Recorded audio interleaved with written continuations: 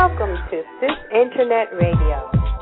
Sisters in Spirit, affectionately called Sis, is a nurturing environment for women that inspires harmony in everyday living, shares resources that empower, offers information and support that nourishes the soul, balances our mental and physical well-being, and promotes inner peace and heightened spirituality. Our vision is a world where women live consciously, harmoniously, and spiritually to positively impact our lives and the lives of those with whom we come into contact. Join us as we live life with style, grace, and of course, much joy. Welcome to your Sisters in Spirit broadcast for Thursday, February 28th, 2013. You're here with your host, Darlene Raisa Nazaire, and I'm Deborah Sky Samuels. Good evening, Raisa. How are you? Good evening, Sky. I'm doing wonderful. Happy to be here on the show this evening. How are you? I'm awesome. Thank you. Tonight's topic is your relationship with food, love to eat or eat to live. And our special guest this evening is a friend of Sisters in Spirit, and he's been very supportive of us and our endeavors over the past year or so. So we're happy to have with us Chef Khepra Anu. How are you, Chef Khepra? I'm excellent. Thank you. I'm very well. I'm happy to be here. Great. We're just really excited about the topic tonight. We know that initially, I would say it's safe to say that the universe created food as a fuel for this physical form that we call our bodies. It was then translated or transformed into nourishment, but I would venture to say that it was basically created to be fuel for our physical form, our bodies. But we all know that over time, food has become an integral part of our everyday existence. And over time, we have developed some really interesting relationships with food. So that's what we're going to talk about this evening. And before we get into our discussion, I'd like to tell you a little bit more about Chef Khepra. Khepra Anu is a raw food chef and nutritionist who has committed his life to sharing the live food lifestyle and a prosperous mentality in his quest to continue to heal and nourish himself and others. For over 20 years, he has practiced vegetarianism, and for the last 12 years, an exclusive live food diet. He is the author of the new book, Paradise Health, Your Guide to Optimum Health Through Detoxification. And in December of 2011, he opened the only 100% organic raw food establishment in the Washington, D.C. area called Chef Khepra's Raw Food Juice Bar. And again, ladies and gentlemen, I'd like to introduce you to our special guest, Chef Khepra Anu. Now, Chef Khepra, would you kind of tell us how you began your journey with vegetarianism and living a raw food lifestyle, and then we'll just lead right on into our discussion. Yes. Well, it all started for me really back in high school. I started to become, at that time, this was late 80s, become conscious. And the thing is that it wasn't just conscious of food. You become conscious of yourself, conscious of, politics, race, religion, just the whole gamut. And the thing is that over the years, food really became something that was a niche for me. We all love to eat, so naturally, vegetarian diet made sense. And even back in high school, that's when I started. I had given up red meat, and then later in college, it was the elimination of fish and chicken, and then I got a chance to, early 90s, I got a chance to hear Dick Gregory, outspoken comedian, activist, civil rights, his resume. And he talked about, man is a fruitarian. And he quoted the Bible, Genesis verse verse 129, I believe it is, and how man should eat fruit as is meat.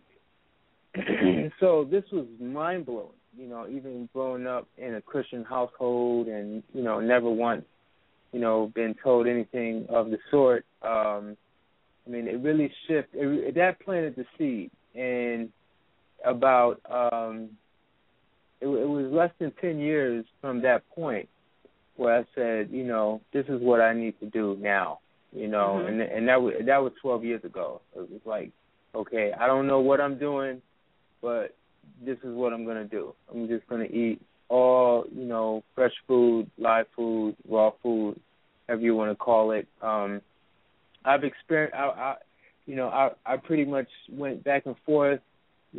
Summertime I would eat lots of fruits, and I would feel super amazing and lots of energy, but just kind of hopped off the wagon a few times and hopped back on. But at that point in my life, it was like, okay, this is what I'm supposed to be doing. And mm-hmm. I didn't know that it would grow to the level that it is today, where I have a raw food establishment. I've served many people on juice cleanses and, now given, years of doing classes and lectures. I would have never thought or imagined it would have happened like this, but that's pretty much a little bit about my journey. Awesome. And it's interesting how, once we start taking the smaller steps, once we are, kind of like in tune with our purpose and start making those smaller steps, that they mm-hmm. ultimately take us to our goal, takes us to a more profound place than we were even thinking about initially. Mm-hmm. So let's get into our topic. Can you share with us, you've been dealing with food and people over the years, and can you tell us what you might have observed to be some of the different types of relationships that people have with food? Well, most times when you're talking about, our relationship with food is really mirrors our relationship with everything. As you have the sayings, as above, so below, as within, so without, and so on. So, however things are going for us in our lives, food is gonna mirror that. And then if you're not conscious about your food choices, it's really going to be bad if your life is not or you don't feel fulfilled. Because the thing is that what most people what ends up happening is that if they feel unfulfilled, in their relationship, they feel unfulfilled in terms of their career. These things will sort of take shape in terms of their diet, and it's not even then it becomes emotional eating. You become you're not eating for nutrition. You're basically eating to just it's almost like you feed yourself until you die, or you're just slowly killing yourself. And so there's a and then when you consider the food choices and all of the options, and most of these food places out here, because most people don't. That's the other thing. Most people are not making their own food. We live in a culture where time is the most valuable commodity. So again, there's you drive down the street and there's if you drive down a business block, maybe 8 out of 10 places are food places. So they give you every choice in every culture and every cuisine imaginable, especially in a big city like Washington, D.C., you'll be able to find pretty much everything. It's good that now you can find raw food, and I'm honored to be able to provide that as well to give people that option, and I understand that to be my purpose. But in terms of relationship, again, it really mirrors. That's the point I really want to drive home, is that it mirrors more or less what's going on in their lives on a whole. So the microcosm mimics the micro and the macro mirror each other, and vice versa. And that's true. I've never thought about it on that level. I know from personal experience, a relationship that I had with food at one time was almost like a medication. And I realized that I'm a stressful eater. And I pinpointed it to the point where if something happened, like especially on the job, I have a very high-pressure job, and if something would happen on that job that, became very, very stressful, I would immediately try to figure out, okay, what am I going to eat? Initially, I was doing it subconsciously, and then when I started to really think about eating habits, I started realizing what was going on. And so I didn't think that it was, okay, what's going on in my life. My life is very, very stressful. I didn't put it in that kind of context, but I did, kind of pinpoint it enough to know that I was kind of, and it wasn't necessarily all emotions, but stress as a way to kind of alleviate stress. And, we can look at that. We can look at other ways that that food has a prominent interaction in our life. Even, like you said, if we are have different types of emotional situations that we're dealing with, we can just break it down to everyday societal living, like love. Okay, Valentine's Day, that's food, that's chocolate, that's decadent eating, romance. That's also food. We always relate that to food, decadent eating, dining out, candlelit dinners.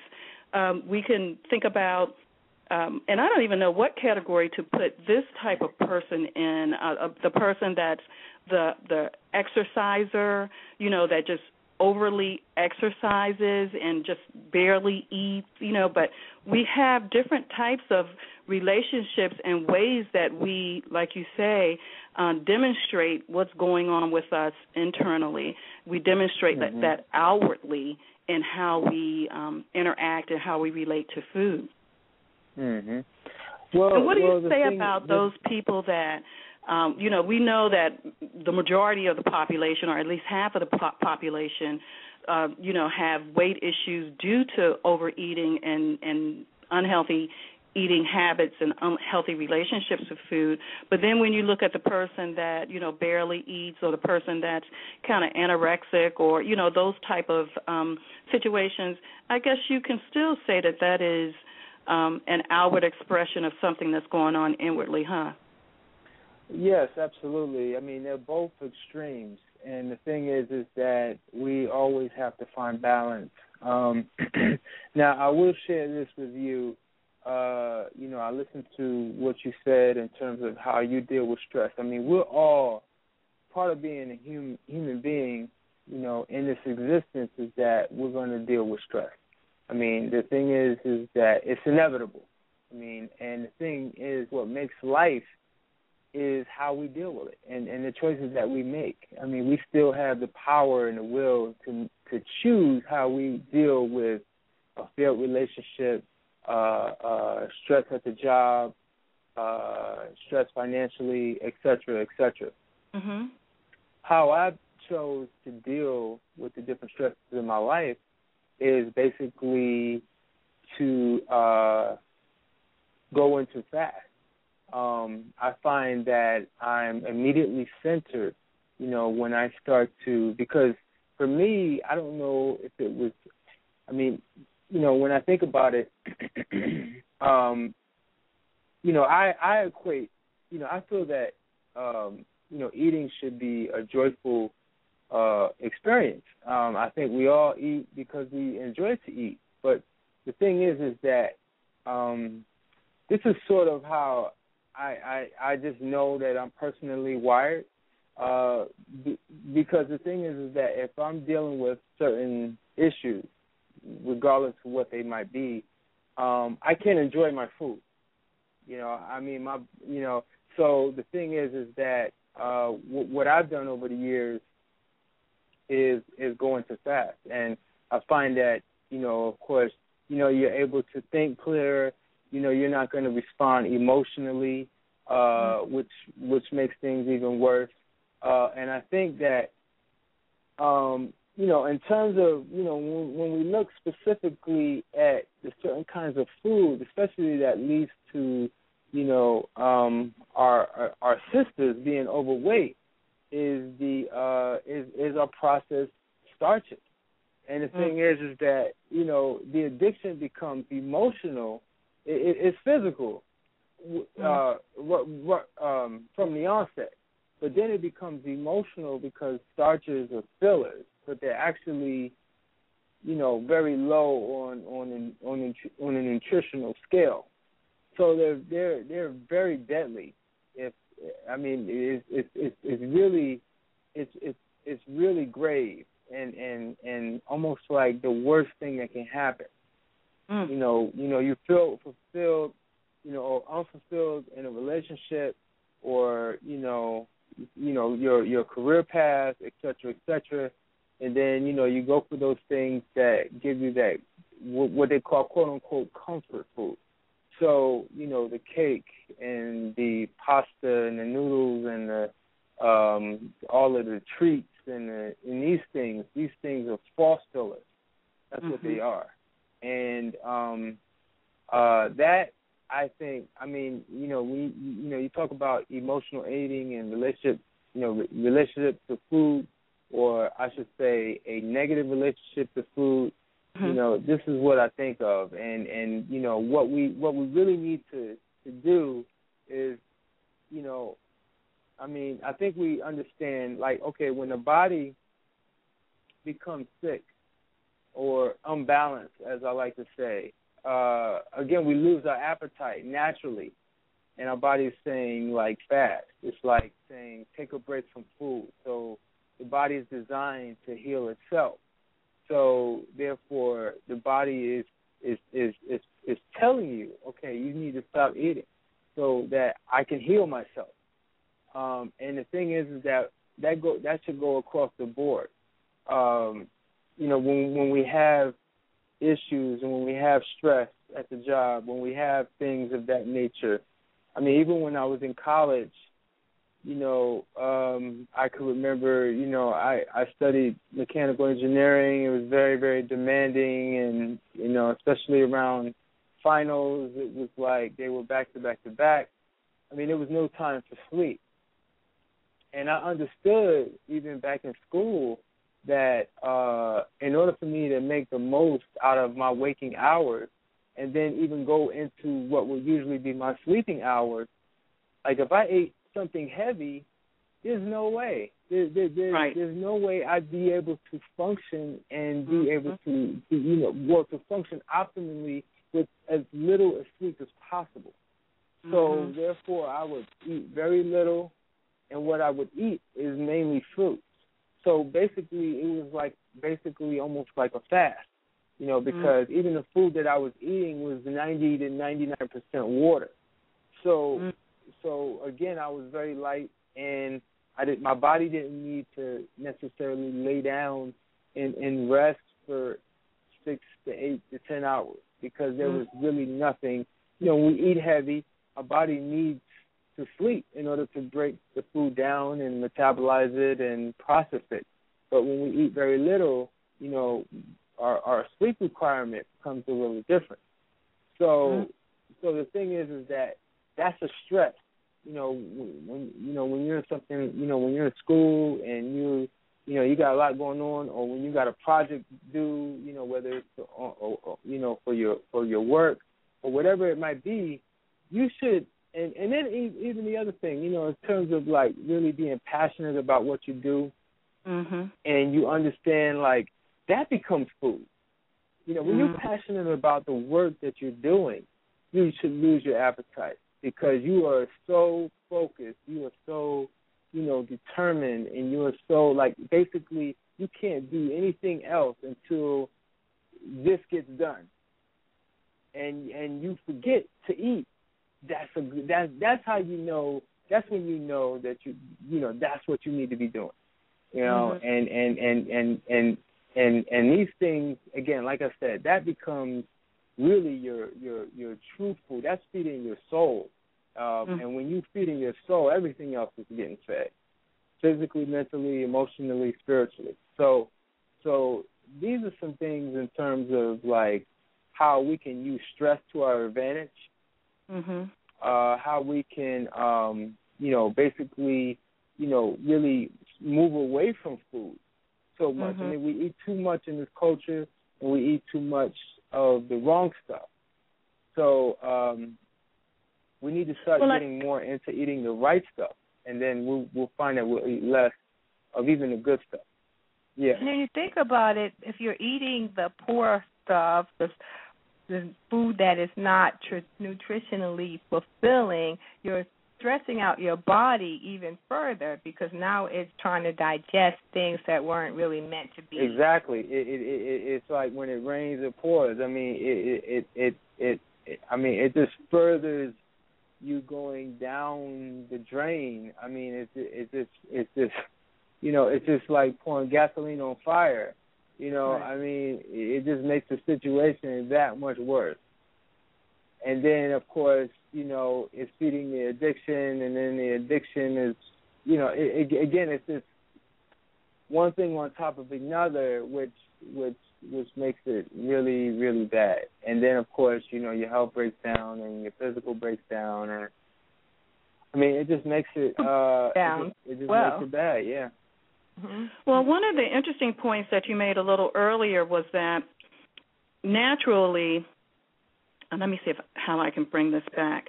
Okay, you were talking about how when we eat those foods that are not good for us, naturally we are inclined to eat less and to eat foods that are healthy for us. But when we start along the track of eating like too many carbs, overeatings, and things like that, we are off balance, and we are, instead of going back to the fasting, because you said naturally our body would want to fast when we are in a state of imbalance. Right. But many people, when we're in a state of imbalance, we continue on that state and just eat more and more of the bad things. So how do you kind of realign yourself and bring yourself back to, because if your body's not naturally doing this, how do we realign ourselves and bring ourselves back to the point where we want to start, either fasting or just really just start eating those things that are going to help us move back towards health and realign our bodies? Again, there's so many opportunities for us to eat bad and to eat, period. And that's one of the issues, that we overeat, regardless of what it is that we eat, but we overeat. We give food as gifts. We talked about turning to food when we're lonely. Food is associated with sex. It's an obsession. Of course, the convenience with all of the fast food places around us. There are so many opportunities for us to consume and to consume badly. When we're in that space of imbalance, how can we start to bring ourselves back around to being in balance and to having a more or less healthy relationship with food? What are some of the steps that we can start? Well, the thing is this: you can even generalize the question and even say, how do we make a change? Period. Because a lot of times we'll make decisions. And again, like you said something earlier, as far as like you wasn't conscious of it. That was that's it right there. You have to first, when you're conscious, you have to look to make a change.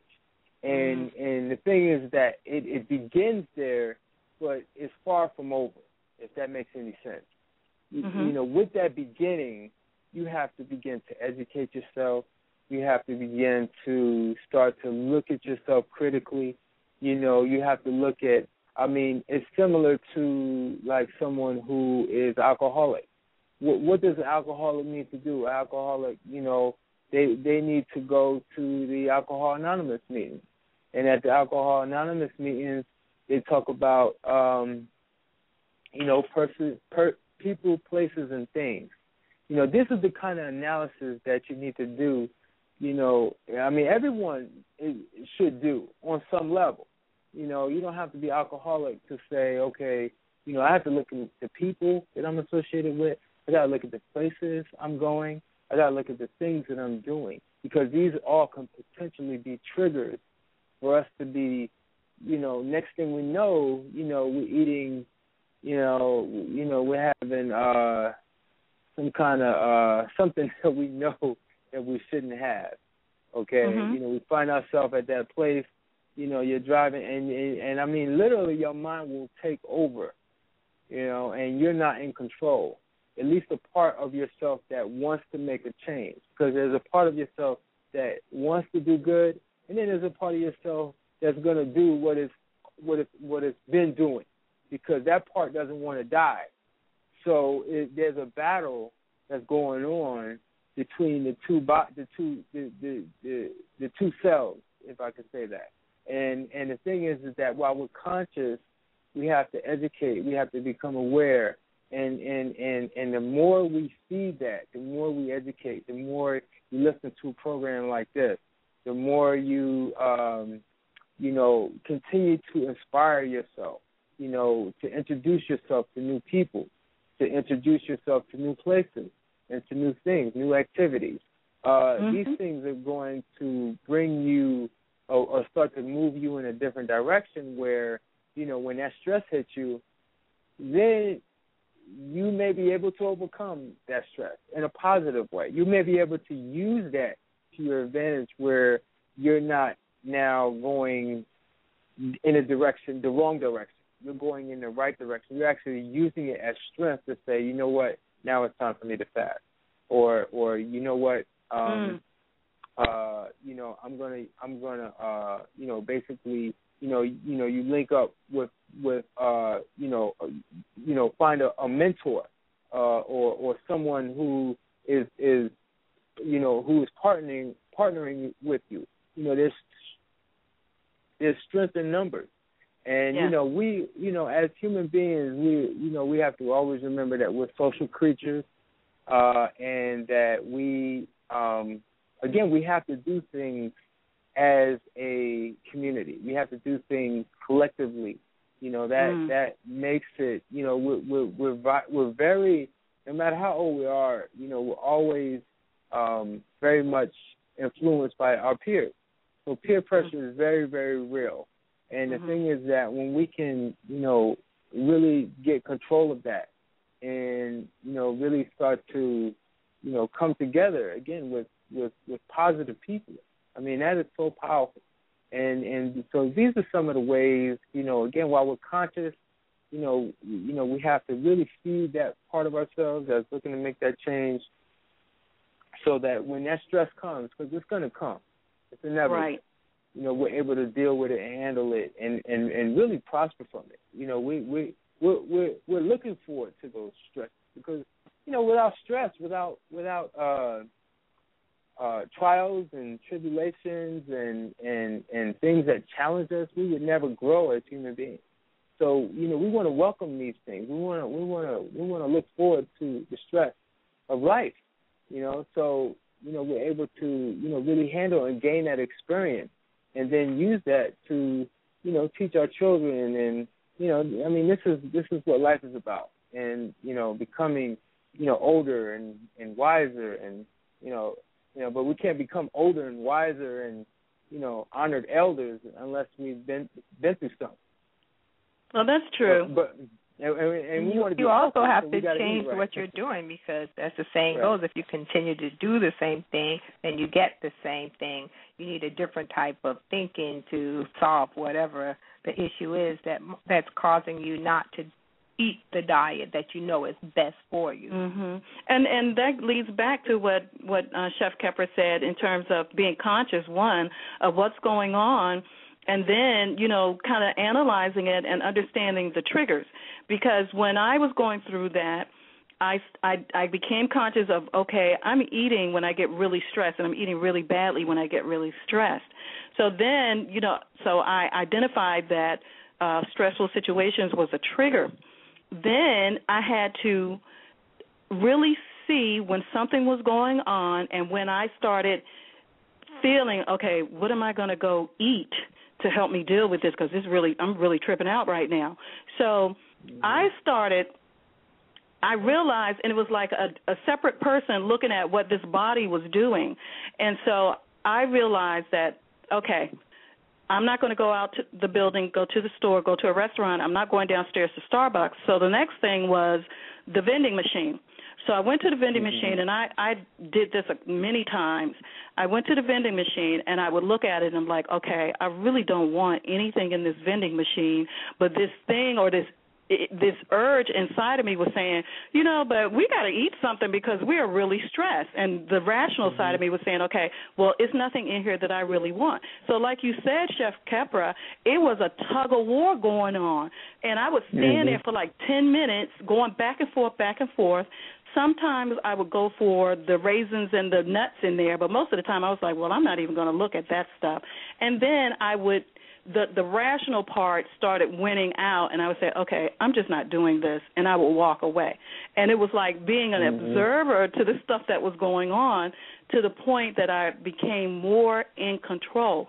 So, again, it's becoming conscious of whatever your relationship is, and, 2, understanding what your triggers are, and then trying to take control or manage it in a manner that you start taking steps to address it, and it's very real. It's something that we have to come to terms with, whoever might be going through the experience, and just really manage it. And like you said, Raisa, start making changes. We have to evolve.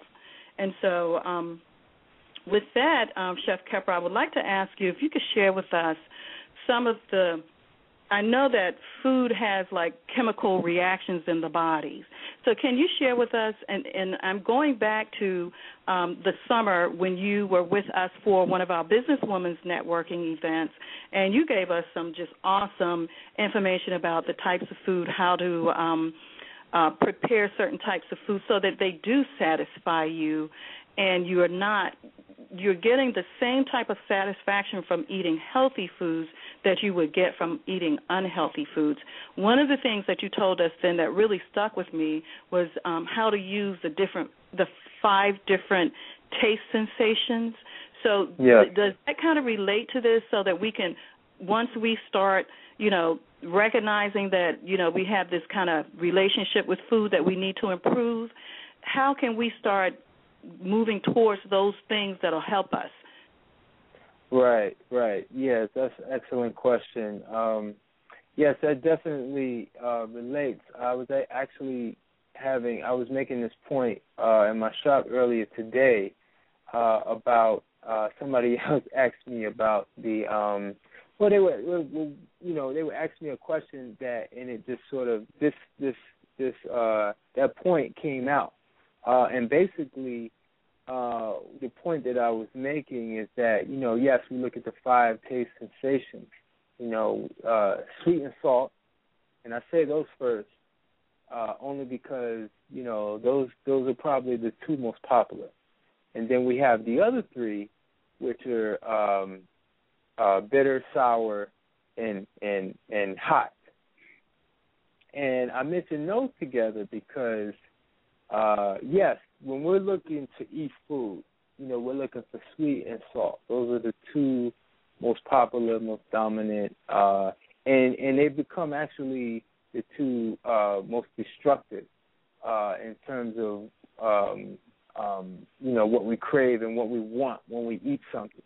Now, the other 3, sour, bitter, and hot, usually the foods that are dominant in sour taste, that are dominant in bitter taste, and dominant in hot. Those are our healing foods. Again, I want to say that again.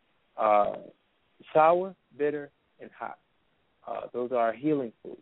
And the thing is that as a chef, you can't just serve up a bowl of herbs, or you can't just juice, just make 100% lemon or lime juice and say, here, drink this. This is going to heal you. No, you can't do that. But as a chef, what you can do, and I tell people in my classes that we really want the bitter and the sour and the hot. The thing is that when we balance it correctly with the sweet and the salt, and we bring all of those together, we really have almost like a musical that's balanced. Every instrument is playing at the right tone and at the right pitch and at the right volume in the mouth. Okay, so it's not just sweet and salt, because anybody can salt the food, but when we find that when we hit the bitter and we hit the hot and we hit the sour, not only do we have the things that they're bringing nutritionally, because the bitter is bringing minerals, okay? The sour is bringing vitamins, and the heat is bringing electricity, it's bringing movement, it's bringing alkalinity, okay? So these foods are bringing nutrition, nutrition basically in the form that a lot of us are deficient in. And when we're eating a lot of these foods are loaded nutritionally. So we find that we get fuller faster when we're eating high-quality foods, okay? So and then we accent them with a little salt, a little sweet if necessary, and now you have this balanced recipe. You have this balanced dish, whether it's a dessert or a side dish or an entree or soup or even a juice. This is understanding these things nutritionally helps you to even understand yourself as someone who's preparing a dish or as a chef. So right, and it's going to help satiate or satisfy the body so that you're not craving those more unhealthier forms of the foods. Right now, I'd like to take a moment, Chef Khepra, and ask you to give your contact information. And we will ask any of our callers that are on the line, if you'd like to ask a question, please press 1 so that we can recognize you and bring you in. But right now, Chef Khepra, would you give us your contact information and let us know about any activities or events or anything like that that you might have coming up that you'd like to share with our audience? Yes, well, we have events. We have an event and activity that's every day, and that's my restaurant. Kepler's Raw Food Juice Bar. It's literally like an event each and every day. We're open 7 days a week, 12 to 8 Monday through Saturday, 2 to 6 on Sundays. So each and every day, we have raw food, fresh juices, dessert, and sometimes we even do soups and stuff. So that's what's going on with that. We're located 402 8th Street, Northeast, Washington, D.C. The phone number there is 202-803-2063. If you're not local to Washington, D.C. area, you can still check out my website. You can go to chefkhepra.com. That's chef, and Khepra is Khepra.com. On there, I also have my book, which Sister Sky mentioned earlier. My book is entitled Paradise Health. It's basically a guide for detoxification. I touched on some of the things that's in the book tonight, but you can get the book online. I also have raw food preparation DVDs, so those are also available via my website. In terms of any other events, again, the restaurant has me up to my head in terms of my energy and making that happen every day. So there's nothing in the foreseeable future I do some events in the summer where the festival season, but right now, nothing planned as of yet. You can also check out my I have a lot of stuff on. I have a couple of videos on YouTube, so you could just go to my YouTube, youtube.com/Khepra, and I have a few of my lectures up there. I'll probably even post this interview on my YouTube channel. So there's a lot of information, and I think that about covers it. If you want to email me, you can email me at Khepra@chefkhepra.com. Thank you, Chef Khepra. And I will say that the book is awesome. It is very user-friendly, easy to read. There's a shopping list in there. It explains, just healthy eating. There's a shopping list, and it's a very good book to start. Very encouraging, and it's like a companion. So I really encourage you to get the book. We do have a couple of callers. I'm going to call your last 4 digits of your phone number and bring you into the conversation. Please give us your name and where you're calling from and ask your question. Okay, we're going to open the line for caller 8476. Oh, I think okay, that's you, Chef Khepra. Okay, the next person is 2376. Hi, 2376. Did you have a question or a comment? Greetings. Can you all hear me? Yes, we can. Welcome. Okay, welcome. Thank you. My name is Bongelo.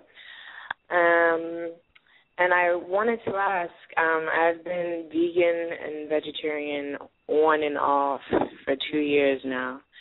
And I remember when I first started out, I didn't know what I was doing. I just knew that I was very sick. I had dropped out of high school because I was dealing with insomnia issues, which was affecting my schooling. And I kept going to therapy sessions about it because I was very depressed. And I pretty much grew up on, I'm trying to make this short, on, McDonald's. I ate McDonald's at least 4 times out of a week. And I kept telling them, I said, I think it's what I'm eating. I think, and I'm 19 now. I was 17 at this time, or 16 at that time. And I told them, I said, I think it's what I'm eating. And at the time, I didn't have control over what I was eating because of my family buying what we were eating. And they just said, no, and they just kept trying to give me pills, and I was very non-receptive to it. So I went through this period where I literally was not eating. I mean, months, I think about 3 months until my 17th birthday, I was not eating at all. Here and there I would eat something just to get by, but I wasn't eating. I wouldn't call it a fast either because I wasn't hydrating myself either. I didn't know what I was doing. And then I started just eating fruits. And I remember when I first started eating, the first thing I ate was a banana, and I had never had a banana in my life. Never. Never. And when the first bite that I took of my banana, every time I would eat it, my stomach was hurting so bad. I mean, it was some of the most excruciating pain I've ever had. And I just kept saying, I'm going to eat it, because I took it as my body was so in need of the potassium that it was just going crazy. And that's indeed what it was. And so I started off, I knew bananas were very fulfilling for me because they were heavier. I mean, not heavy, they were light, but it filled me up. So I started eating, I would just buy bananas. It was cheap. I could afford it at the time. Like I said, I was, just fresh out of high school. And after that, I was eating bananas so much that I got sick of it. You know what I mean? But I was my staple at one time. And now I'm at a place where it's I don't really know. I don't cook like that. I don't really like eating food that required cooking. And now I'm at this place where it's I'm eating certain things, but it's not. I'm resorting to eating potatoes and rice, which I love potatoes and rice and all those other things, but I know that it's not good for me. Even though it is quote unquote vegan or vegetarian, I just don't. My body doesn't feel good. So my question is, how does one eat, more fulfilling nutrient dense foods like fruits and vegetables, and still be full. You know what I mean? Mm-hmm. Not requiring bananas. I love bananas. Right. No. That's an excellent question. Especially, when you move, you start moving towards, veganism, vegetarianism, even raw foodism.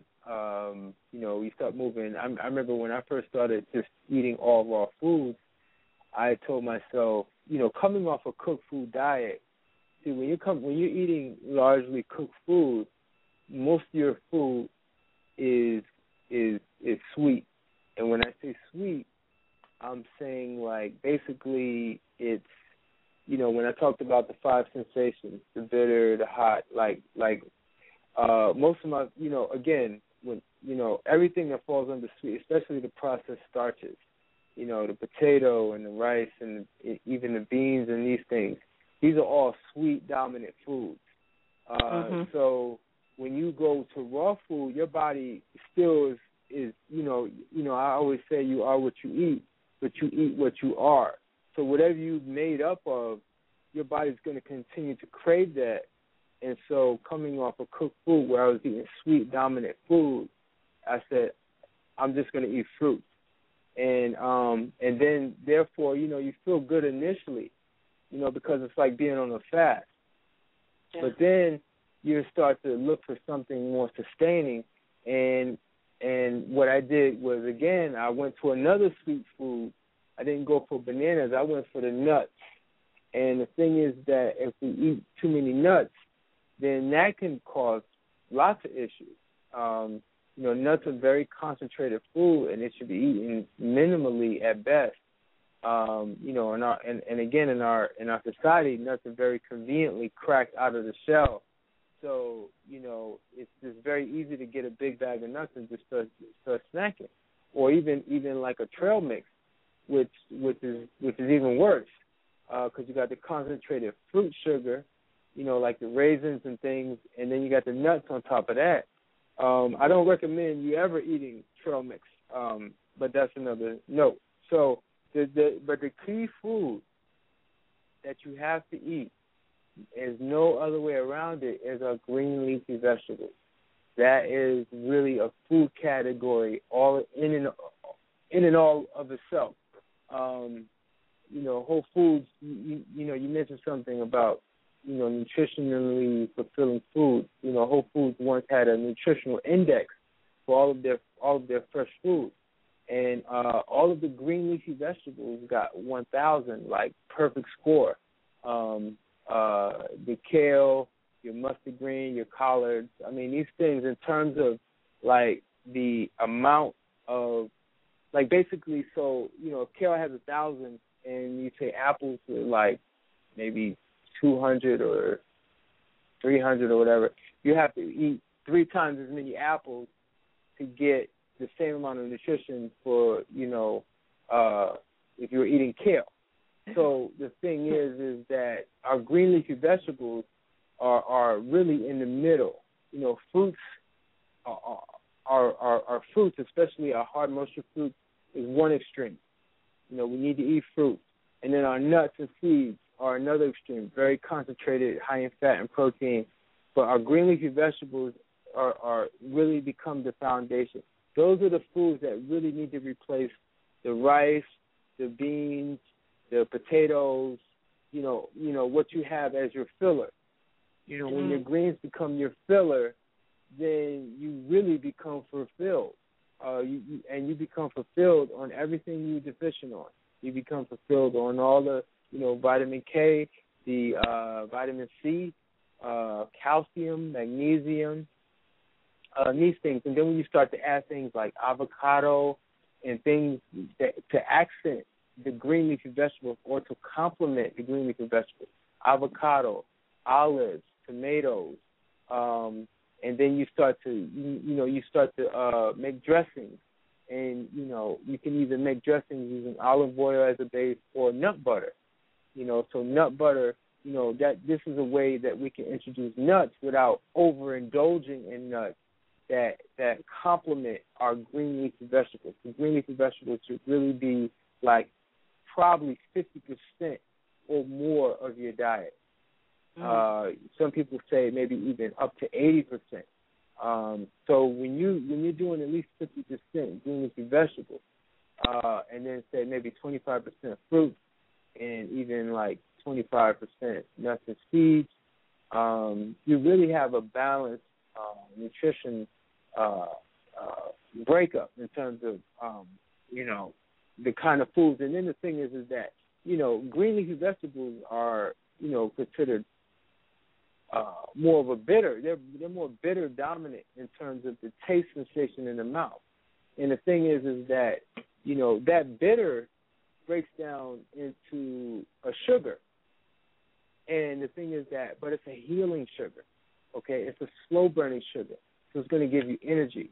It's going to heal you, and it's also going to sustain you and nourish you. And when you can start to switch and start to reprogram the body and start to getting the most of your food intake, your caloric intake from green leafy vegetables, then you start to not crave really the sweets as much, and really the sweets become really too sweet. That's when we know that we've changed something, because our body really is just, again, the micro of the macro. The mouth is just craving what the body is telling it to. So we have to change the body, and with using green leafy vegetables, there's really no other way. I mean, you could drink green juices and things, and that helps to build up the stomach acids and things. So some people say, oh, well, I can't eat raw vegetables, my digestion, won't allow. But, your digestion, these are all muscles.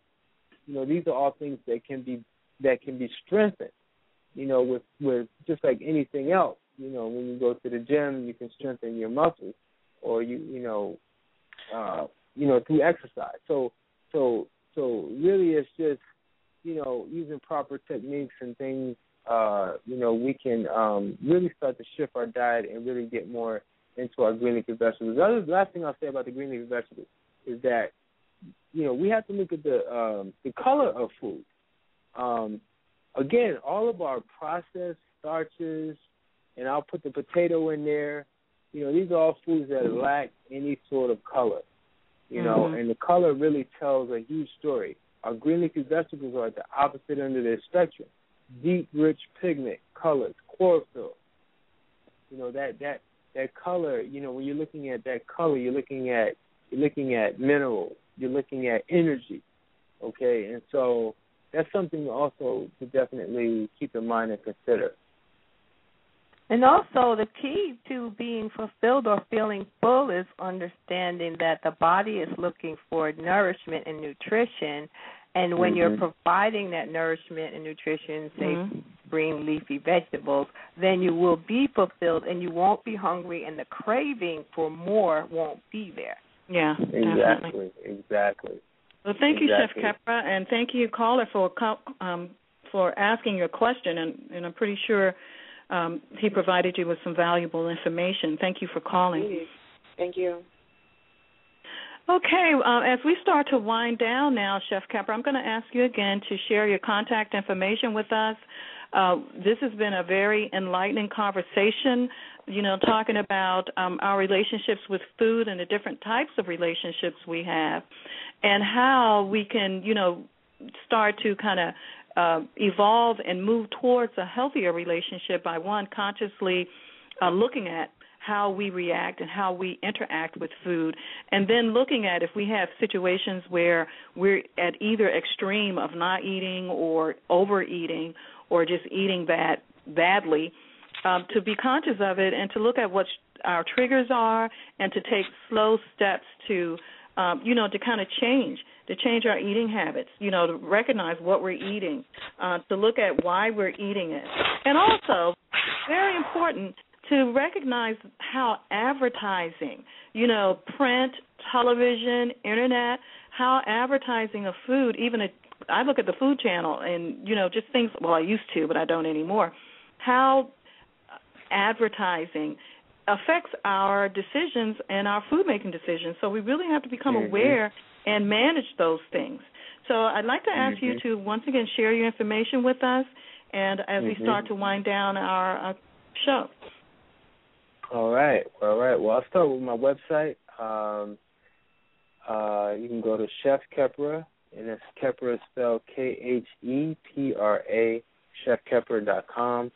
On my website, you'll get information about my restaurant. Again, we're in Washington, D.C., on 8th Street, Northeast, not far from Union Station. And again, we're open 7 days a week. We're providing raw food, organic. We have, again, I talked about the green leafy vegetables. We definitely got all of that and more. So I gave you my web address. My email is Khepra@chefkhepra.com. Feel free to email me any questions. You can look me up on Facebook. You can look me up on Twitter. My Twitter handle is @KhepraAnew. So you can, request to follow me on Twitter. And you can also, I think that, my YouTube. Definitely subscribe to me on YouTube. I try to put out a video every so often. I've been doing more of that, video blogging. So, definitely reach out. There's a lot of useful information. I think that, I just really scratched the surface with this interview. So, my DVDs and my book. So there's a lot of information that's out there, and especially, I like to bring the information. I'm very much an artist in the kitchen, as Sister Sky knows. So, so that's the other side that you don't get to see just listening to the interview. And it's really valuable information that we can it's easy to incorporate into your lifestyles is what I found. And even from the networking session that we had, I took some of those pointers and immediately started, incorporating them into my cooking habits, and it made a big difference. Chef Khepra, we'd like to end our show with a quote dealing with the subject matter. And so if you have a quote that you'd like to share with us, either from yourself or from someone else, or a quote or saying that you'd like to share with us, would you please do so? Sure. I think I had said part of the quote earlier in this interview. As the old saying goes, you are what you eat. But I take it a little further and say, yes, you are what you eat, but you eat what you are. You change your food choices, you change yourself, you change your life, you change your destiny. Awesome, thank you. Raisa, did you have a quote that you'd like to share with us? Yes, this goes back to a point that Chef Khepra made, that the most important diet is meaning and purpose. Therein begins healing. Oh, awesome, yes. Definitely. That's from Mark Hyman, MD. And this I've shared before, and it's really resonates with me, and that is, let your food be your medicine and your medicine be your food. I'd like to also invite you to check our Sisters in Spirit website. You can email us at inspirit@sisters-in-spirit.net, and you can visit us on our blog magazine at www.fluidmagazine.com, and you can visit us at our website, sisters-in-spirit.net. We have been totally enjoying our conversation this evening. We've been here with Chef Khepra Anew, nutritionist and raw chef, and owner of Khepra's Raw Food Juice Bar here in Washington, D.C. Thank you all for being with us again, and thank you, Chef Khepra, for sharing your information and your knowledge and your inspiration with us. And thank you, Raisa. Raisa, did you have any parting words you'd like to share? Yes, I'd like to also invite listeners to check out our website and find out more about our free financial literacy education program. And the point was well made. Your relationship with food is your relationship with everything else. Your relationship with money reflects your relationship with everything else. Yes. As well. All right. Thank you very much for being with us, Chef Khepra. And to all of you, remember to infuse harmony into your everyday living. And thank you for spending your evening with Sisters in Spirit. Good night. Thank you. Thank you. Good night. You've been listening to This Internet Radio. Until the next time, enjoy the fluid flow of life by remembering